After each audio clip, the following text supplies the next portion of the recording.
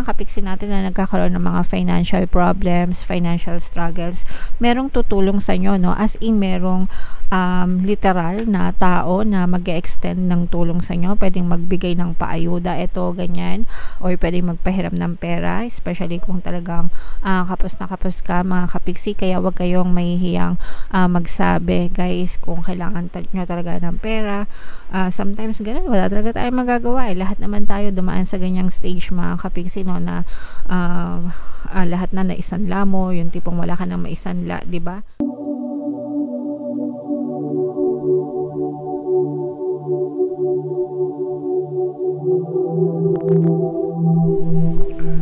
Hello guys, hello Sagittarius, welcome back to Pinoy Pixie Tarot. Ang pamagat ng episode natin for tonight is monthly horoscope para ngayong February para sa Sagittarius, Sun, Moon, Rising Sign, and Venus. General reading lang guys, pwede mag-resonate, pwedeng hindi, combination ng positive and negative energy. Sa dulo ng video guys, magkakaroon tayo ng yes or no pick a card reading. Ito yung deck na gagamitin natin dyan. Pwede kayong magtanong ng isang tanong, answerable by yes or no, tapos titingnan natin yung sagot ng tarot sa inyo, mga kapiksi. So sa dulo ng video yan guys, kaya make sure na tapusin nyo yung video hanggang sa dulo. Ito yung deck na gagamitin natin. So unahin natin to, mga kapiksi. Tingnan natin yung mga mensahe sa inyo ng inyong mga gabay.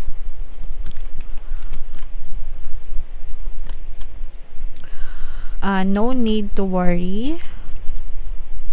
Meron tayong look for a sign. And meditation brings answers, mga kapiksi. So, wag kayong mag-alala guys, no? No need to worry. Wala kayong dapat ipag-alala. Palagi kayong pinoprotektahan at ginagabayan ng inyong mga gabay. And tsaka wala naman din talaga guys na maidudulot na maganda yung pagwo-worry, yung pagiging nega, mga kapiksi, no? The more na nag-worry tayo, the more lang na nai-stress tayo, nagkakaroon tayo ng anxieties. Kapag ka nag-worry kayo guys, kapag ka feeling nyo nai-stress kayo, best answer talaga or best way para mag-subside yung momentum of thoughts nyo is through meditation. Kaya tayo nag-worry, mga kapiksi, because we are overthinking, no? Masyado tayo nag-overthink negatively, kaya tayo nag-worry, kaya tayo na-stress guys.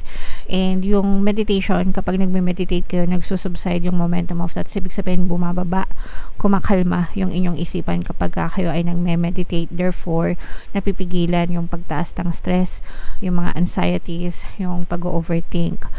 Kaya palagi kong nire-recommend na mag-meditate kayo, mga kapiksi. Meron tayong Tagalog guided meditation dito sa ating channel guys, no? Sa mga hindi nakakaalam, if you are experiencing yung mga stress, anxieties, ganyan, overthinking, palagi nyo lang pakinggan yon, mga kapiksi. Nandiyan lang yun sa homepage natin, scroll nyo lang, makikita nyo yun, mga kapiksi. Sobrang effective, sobrang ganda sa pakiramdam. Gawin nyo kahit once a day lang, mga kapiksi. Sobrang maganda yung maitutulong sa inyo niyan, guys, no? And dadating din sa inyo yung mga sagot. Look for a sign, especially kung kayo ay nagdadasal, mga kapiksi, no? Kung meron kayo mga pinagpapanata, pinagdadasal, ganyan, always look for answers sa paligid nyo, kasi baka mamaya hindi nyo alam, sinasagot na pala yung mga dasal nyo, pero you are too consumed ng pag-overthink nyo, kaya hindi nyo napapansin, sinasagot na pala yung mga dasal nyo, mga kapiksi. Okay? So, kalma-kalma guys, no? Relax lang, don't worry, be happy.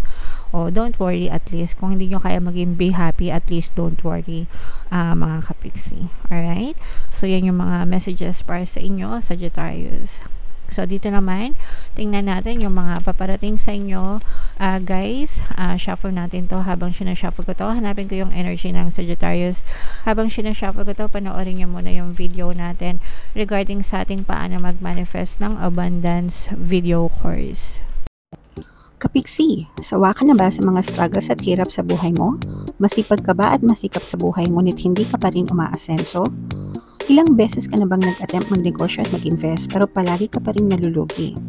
Sa pagkakataon na ito ay maaaring may subconscious beliefs ka na nagiging balakid sa iyong pag-unlad at pagyaman. Introducing, paano mag-manifest ng abundance video course.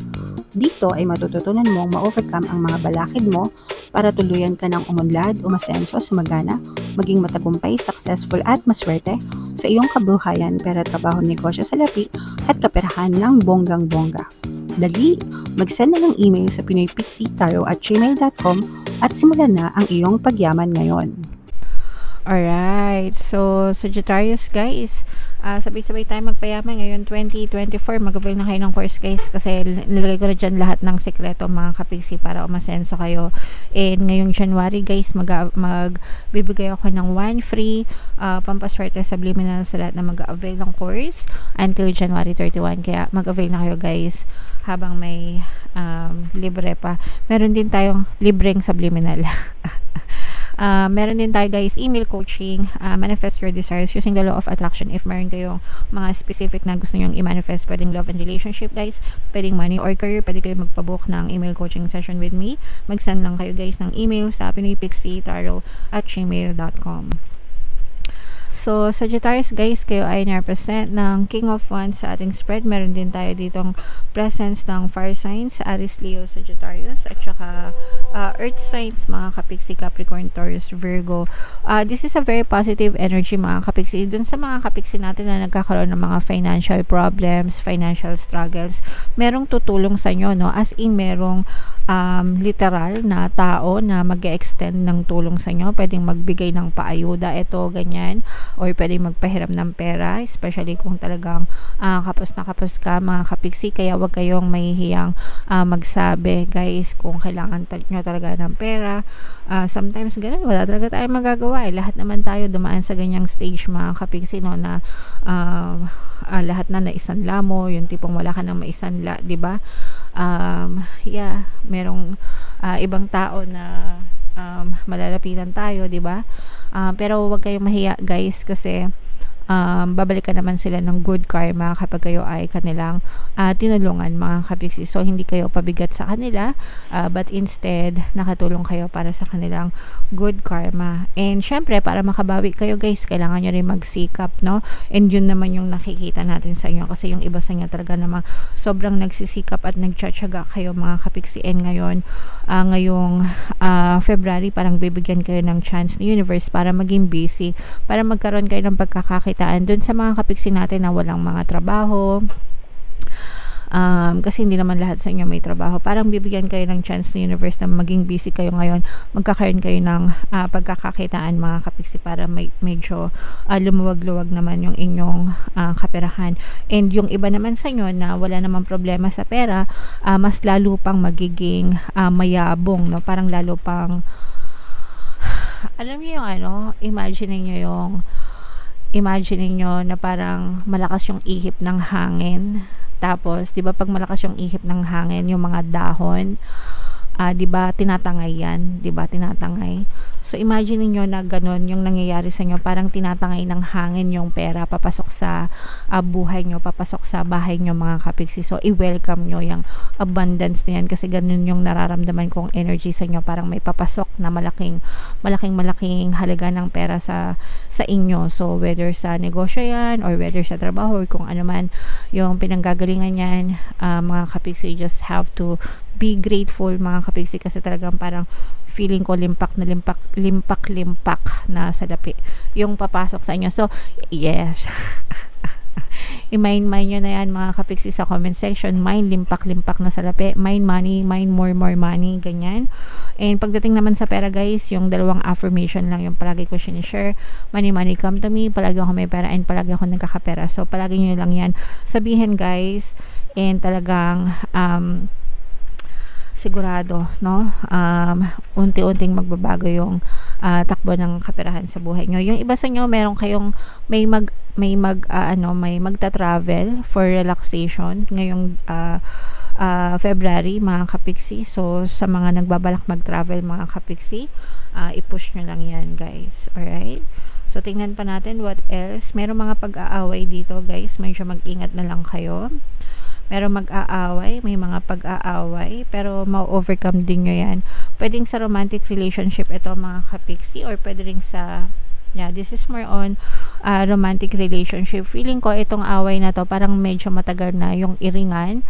Tapos ngayon parang medyo nagiging progressive yung away. So kumbaga dati parang parinigan lang, ngayon talagang sigawan na. So medyo mag-ingat naman kayo guys, kasi parang yung feeling ko yung iba parang nagpatong-patong na yung frustration nyo dito sa kung sino man ito, pwedeng kapamilya nyo ito or kapitbahay nyo guys. Ganyan, wag nyo na lang palakihin, wag nyo nang gatungan, wag lang palakihin. Dapat palaging maayos yung pakikisama natin, no? Sa ibang tao, maging maunawain, kompromiso, di ba? Syempre, ayaw din natin na madehado, 'di ba? Kumbaga wag tayo mandehado para hindi rin tayo madehado, mga kapiksi, okay? So ganun na lang mga kapiksi, kailangang habaan ng pise, no? And maging maunawain guys para maging maayos din yung lahat pagdating sa relationship. So, yan ang iyong overall reading, Sagittarius. Comment down below, guys, if feeling nyo naka-resonate kayo. And, i-mind nyo yung mga positive energies, mga kapiksi. Yung negative, wag yun ang pansinin, iwasan nyo na lang para hindi lumala, guys. Para hindi nyo siya ma-experience sa inyong 3D. So, eto na yung ating yes or no pick a card reading habang sinashuffle ko to, guys. Itanong nyo sa isip nyo yung isang tanong na gusto nyo malaman. Answerable by yes or no. And then, pili kayo ng isang card, okay? By the way, mga kapiksi, no, remind ko lang kayo, meron tayong exclusive membership program sa ating channel sa lahat ng gustong mag-join, guys. I-click nyo lang yung button dito, yung join button dito sa video na to, yan. O kaya naman dito sa taas, yan, yung link, ilalagay natin dito, mga kapiksi, para maka-join kayo. Once na member na kayo, magkakaroon kayo ng access sa mga exclusive videos ko regarding manifestation, guys, using the power of your subconscious mind and law of attraction. So, yeah, join na. So, hinga kayo ng malalim, mga kapiksi. Tapos, itanong nyo sa isip nyo yung tanong nyo. And then, pili kayo ng isang card, guys. Ito yung card 1, card 2, card 3. So, kung card 1 ang napili nyo, ang sagot sa tanong nyo ay no. Kung card 2 naman ang napili nyo, ang sagot sa tanong nyo ay yes. And kung card 3 naman, ang napili nyo, ang sagot sa tanong nyo ay yes. Alright? So, congratulations, Sagittarius. Comment down below, mga kapiksi, no, sa mga pinapamain-main ko sa inyo, especially yung pera. I-main-main nyo na yun sa comment section para mapasa inyo talaga, mga kapiksi. Ito yung ating mga pampaswerte, subliminal, guys. Pakinggan nyo na para talaga maging maswerte kayo ngayong 2024. And ito naman yung ating success stories ng paano mag-manifest ng abundance video course. Click here to subscribe, guys, and click here to join our membership program. Thank you for liking, sharing, and subscribing. See you again next time. I love you all. Have a nice day. Bye-bye.